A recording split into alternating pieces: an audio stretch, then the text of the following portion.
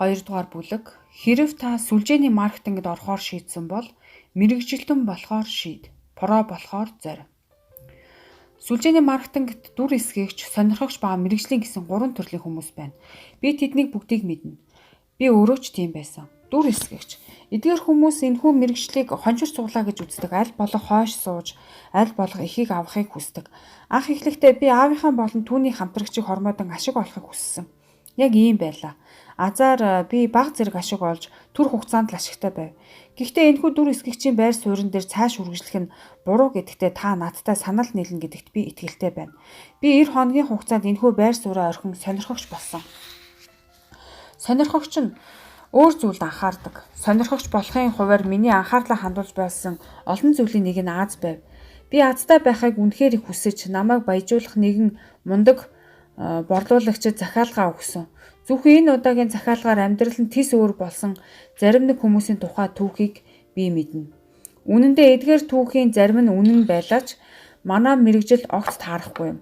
Учир нь хүмүүс их мөнгө олно гэж дэмий хүлээн цагаа өрөх болно. Сонирхогч болоод миний анхаарсан хоёр дахь зүйл бол хугацаагаа зөв зохицуулах. Би үүнд үргэлж санаа зовдөг байсан. Би арай эрт орж чадав уу? Кампанид хамгийн залуу шилдэг нь байж чадах уу? Манай энтхийн зах зээл дээр хэр олон лидерүүд байгаа бол өрсөлдөгчид олон байгаа болов уу? Үнэхээр хүчээ авч чадах болов уу? Компани хэр бол том байж чадах уу?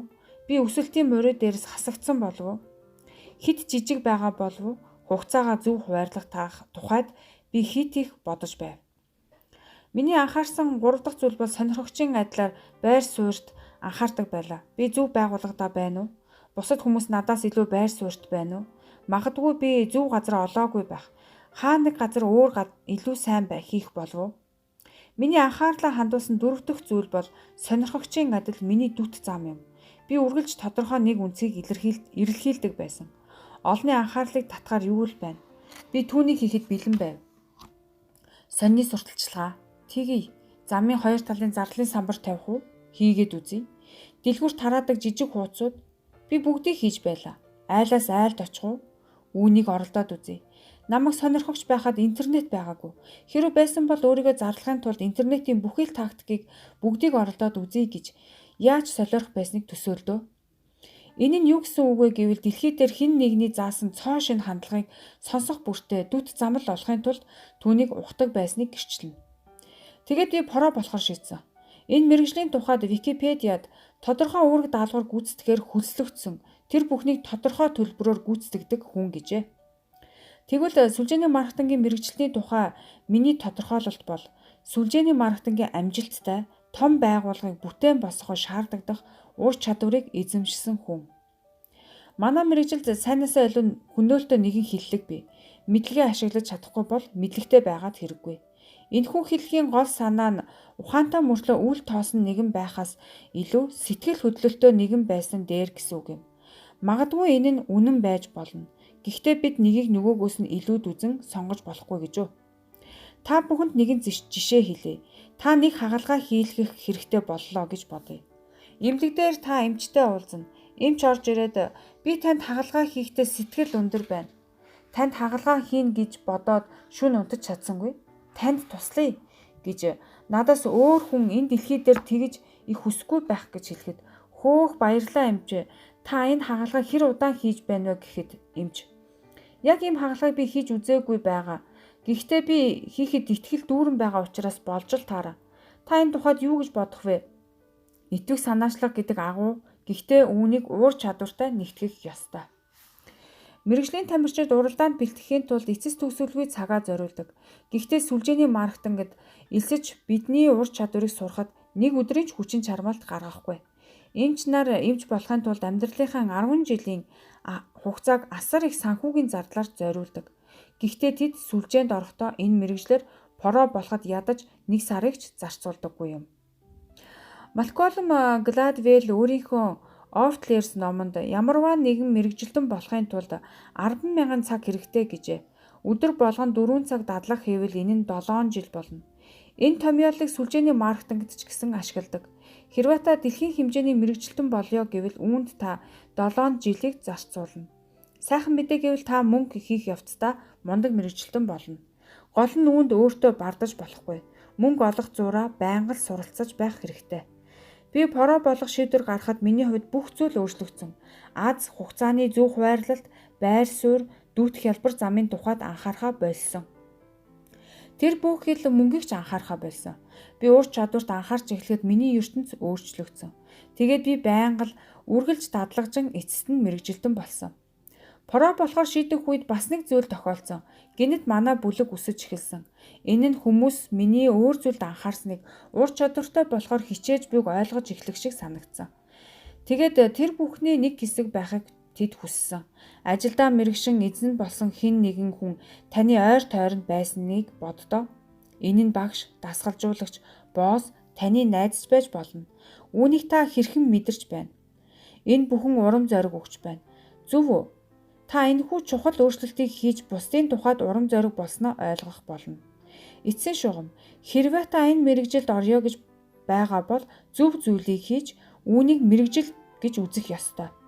Хэрвээ та про болбол энэ бизнес агуу байх болно. Хэрвээ та дүр эсгэгч эсвэл сонирхогч хэвээр байвал чадахгүй. Би мэрэгжил гэдэг үгийг маш их ашиглаж байгааг та анзаарсан байх. Албаар ингэж байгаа юм. Сүлжээний маркетинг гэдэг нь зөвхөн төсөл биш. Энэ бас үйлдвэрлэл биш. Энэ бол мэрэгжил. Хэрвээ та зөв хийвэл энэ нь жинхэнэ утгаараа таны ажлын сонголт юм. Энэ ажил таныг уйдгартай ажлаас гарган бүрэн эрх чөлөө рүү хөтнө. Тийм учраас би өөрийнхөө вебсайтыг Network Marketing Pro.com гэж нэрлэсэн. Энд би хүмүүст өдөр тутам юу гэж хэлдэг гэж хадагтай ноёдоо би та бүхнийг сүлжээний маркетингийн мэрэгжилтэн болъё. Про болъё гэж шийдвэр гаргаасай гэж шин сэтгэлээсээ хүсэж байна. Учир нь энэ бол бидэнд байгаа хамгийн илүү дээр арга зам болох тухай чулуу шиг хүйтэн баримт юм. Үүнийг дэлхийд дахинд хэлэхээр хөдөлцгөөе. Вебсайтаа 2009 оны 3 сарын 11-нд нээхэд маш цөөхөн өөрсдөө сүлжээний маркетингийн мэрэгжилтэн гэж байсан. Одоо бол байдал тис өөр болсон. Олон сая хүмүүс бидний бизнесийн тухайд бодол нь өөрчлөгдсөн. Үүнд би маш их сэтгэл дүүрэн байгаа. Би хүмүүсийн тухайд дараах зүйлийг сонсох өдөр ирнэ гэдэгт би итгэлтэй байгаа. Би эмч, гэхдээ сүлжээний маркетингийн мэрэгжилтэн. Би барилга дээр ажилладаг. Гэхдээ би сүлжээний маркетингийн мэрэгжилтэн. Би тамирчин, гэхдээ би сүлжээний маркетингийн мэрэгжилтэн. Илүү олон хүн эдгээр үгийг сонсох тусам илүү сайн арга замд дэлхий бэлэн байх болно. 3 дугаар бүлэг. Бусад бүх мэрэгжлийн адилаар та зарим чадварт суралцах хэрэгтэй болно. Одоо би сүлжээний маркетинг бол илүү дээр арга зам гэдэг та бүхнийг итгүүлчихэж чадна гэдэгтээ итгэлтэй байна. Хэрвээ та оролцохоор шийдчихсэн бол танд мэрэгжилтэн болох нь хамгийн сайн зам шүү гэдгийг ойлгуулсан гэж би найдаж байна. Дараагийн алхам бол танд зарим нэг ур чадварт суралцах хэрэгтэй гэдгээ хүлээн зөвшөөрөх. Гэхдээ тэдгээр ур чадварт суралцахаас өмнө танд хэдэн сайхан мэдээг хүргэе. Бусад мэрэгчлээс ялгаатай эдгээр чадваруудад суралцахад танд их хэмжээний мөнгө хэрэггүй. Танд оюутны зээл авах шаардлага байхгүй. Харин ч суралцсангаа мөнгө хийнэ. Дээр нь ямар ч ялгуурлал байхгүй. Үнэн дээр энэ бол дэлхий дээр байгаа хамгийн эрх тэгш боломж. Про болох ур чадвар суралцахад таны боловсрол, туршлага, холбоо, нас, арьс хүйс нөлөөлөх хүчин зүйл биш. Эцэст нь энэ хэцүү биш. Амжилттай том бизнес бүтээн босгоход хэрэгтэй тэдгээр ур чадварууд суралцчмаар зүйл бөгөөд дээр нь санхүүгийн хувьд танд сэтэл өгөх олон арван хүн бий. Сүлжээний маркетингийн бизнес тань 3 гол элемент бий. Нэгдүгээр, танд компани бэлэн бүтээгдэхүүн байна. Хэрвээ зарим хүмүүс эдгээр бүтээгдэхүүний маркетингийг сайн хийдэг авьяастай байгаад харин тааж чадахгүй байгаа бол энэ нь бүтээгдэхүүний буруу биш. Өөрөөр хэлбэл хүн бүрт олон нийтэд санал болгох ижил бүтээгдэхүүн компанид байгаа гэсэн үг юм. Хоёрт, танд компани шагналын төлөвлөгөө бий. Хэрвээ зарим хүмүүс их мөнгө хийгээд тааж чадахгүй байвал энэ нь шагналын төлөвлөгөөний буруу биш. Ирчүүд эмэгтэйчүүдэд зориулсан тус тусын төлөвлөгөө гэж байхгүй. Мөн насанд зориулсан эсвэл боловсрлоор нь ангилсан төвшин, арсны өнгөнд тааруулсан төлөвлөгөө гэж байхгүй. Шагнал хүртэх төлөвлөгөө бүх хүнд нэг ижил. Гуравт, хамгийн чухал элемент бол та өөрөө. Жинхэнэ ганц хувьсагч нь та. Хүн бүрт ижил бүтээгдэхүүн шагналд хүртэх ижил төлөвлөгөө байгаа боловч та бусдаас амжилт ба алдагдлаар хоорондоо ялгагдана гэсэн үг. Тэгэхээр яг одоо яг эндээс сүлжээний маркетингийн бизнестэй өөрийн хариуцлагаа хүлээж эхлэх хэрэгтэй гэсэн үг. Өөрийн алдаа дутагдлын тухайд ямар нэгэн зүйлийг эсвэл хэн нэгнийг буруутгахгүй гэж өнөөдөр шийд. Үнэн дээр сүлжээний маркетингт нэгэн төрлийн халдвар үүсээд байна. Хүмүүс бүх асуудалтаа дээд шугамд байгаа хүнээ буруутгах сонирхолтой байдаг болоод байна. Хэрв миний дээд шугамд байгаа хүн бүтэц доторх шугамд дээд талд байгаа хүн гэсэн үг. Нэг ёсондоо таны спонсор. Түүнийг надад хийгээд өгсөн бол бүх зүйл сайхан болох байлаа гэх мэт буруутгах зүйл гарч ирдэг.